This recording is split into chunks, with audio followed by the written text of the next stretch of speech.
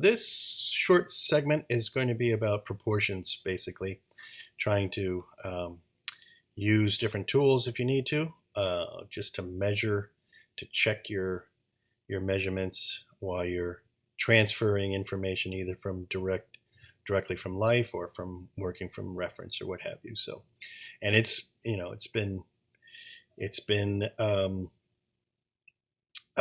dealt with for years. We can look back to Da Vinci, for instance, for really working out the proportions of the figure. Um, some tools that have been developed over the years. Van Gogh even used a way of transferring information from the real world onto his canvas. Dürer, another person you've probably seen some of. If I'm kind of, this is really digging back into history here to show you that there's nothing wrong with using some tools.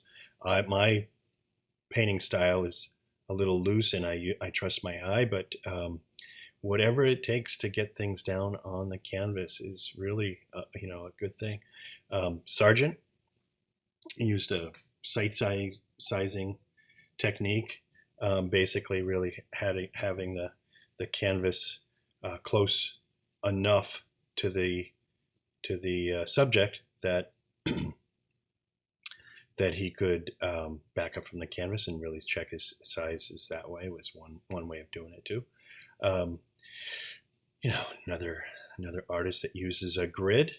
Chuck Close just passed away recently, but you've probably seen, if you're not familiar with his name, you've probably seen images of his out there, and definitely used a grid in a really unique and creative way. When people weren't really even delving into portraiture that much when he was working in the 60s, 70s. And there's tons of tools online. I used to use just two corners of like a picture mat, a cardboard mat, and cut them up so that there were two right angles, and use that to just look through. Grids on top of plexi. There's a number of them out there. I truthfully don't use them, so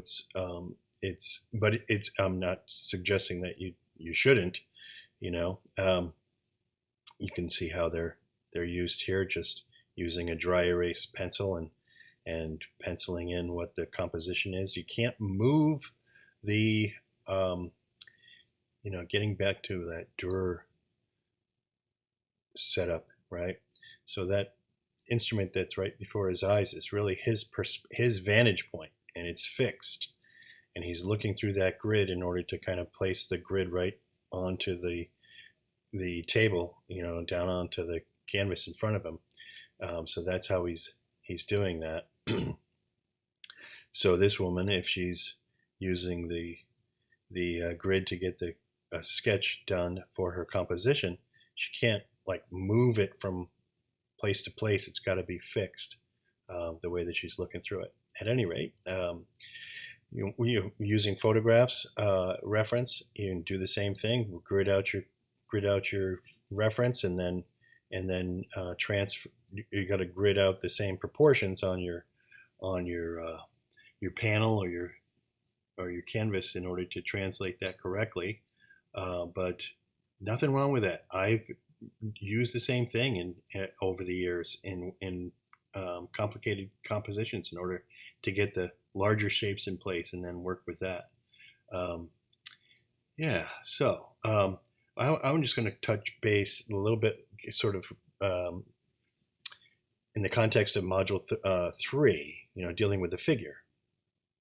This Chris Matthews is one of our models here in the Bay Area that's modeled for Figure Groups Forever, and it's posed for one of my workshops just recently, last month, and sat for us.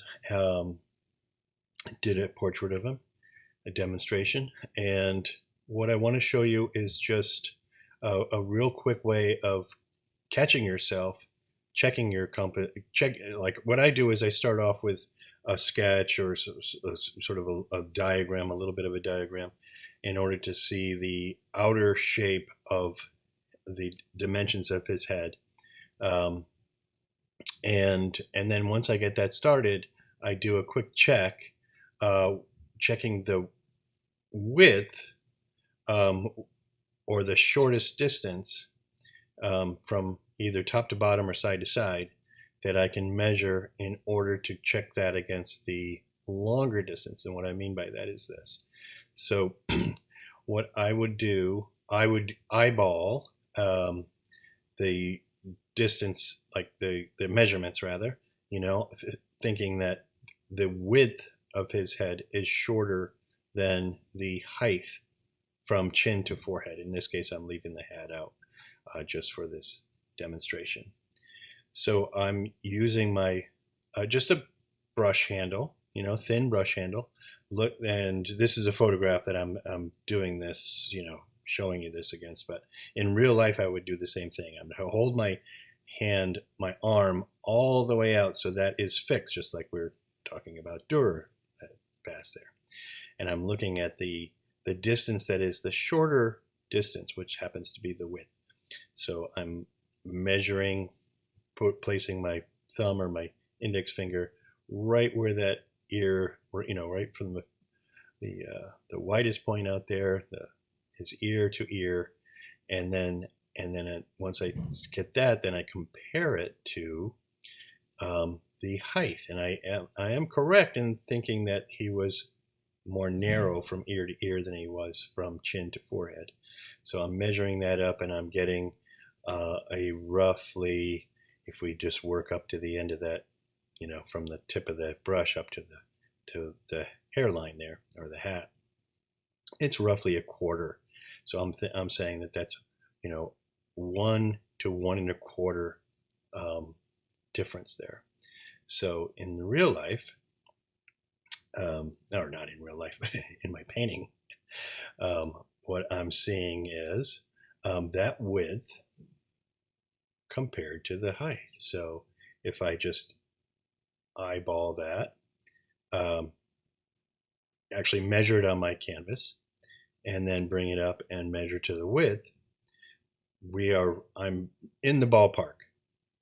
There might be, I might have a little bit more on his forehead than the precise, but enough to get a likeness on that. So that's what I wanted to get you, to see. And it saves, like, I didn't wait till the very end of the portrait to do that measurement.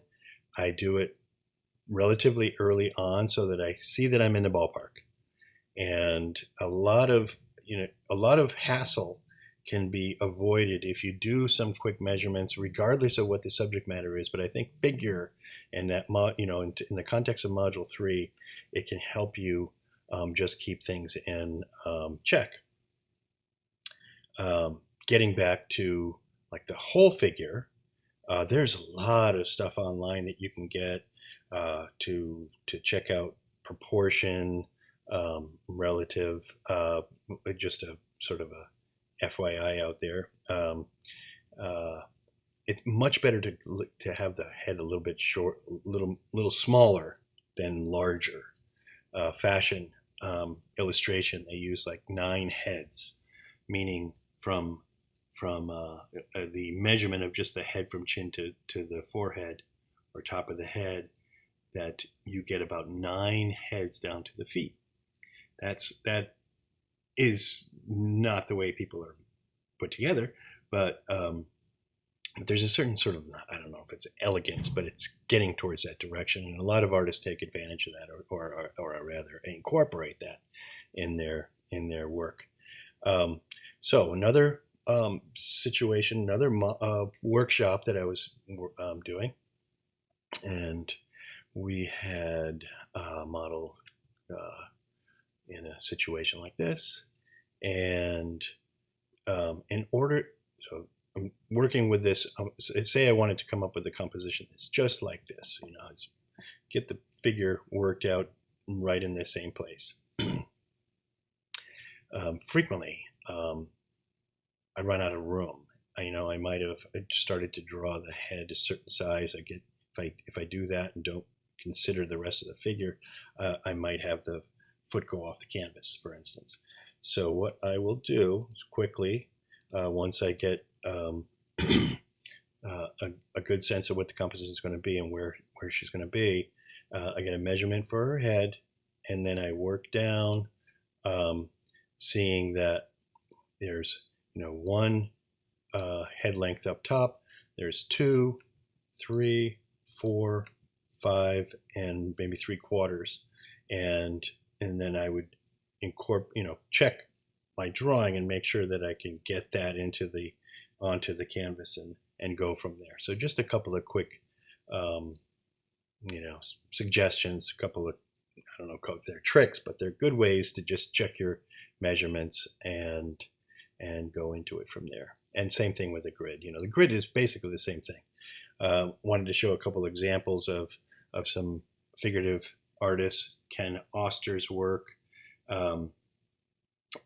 Now, I'm not exactly sure if the horse is in proportion. Looking at the size of the head compared to the rest of its body, might be a little distortion there, but Ken was great at simplifying, and he also frequently had the heads of his figures relatively small, and you can see in this particular painting, juicy brushwork and really wonderful, alive, energetic way that he worked.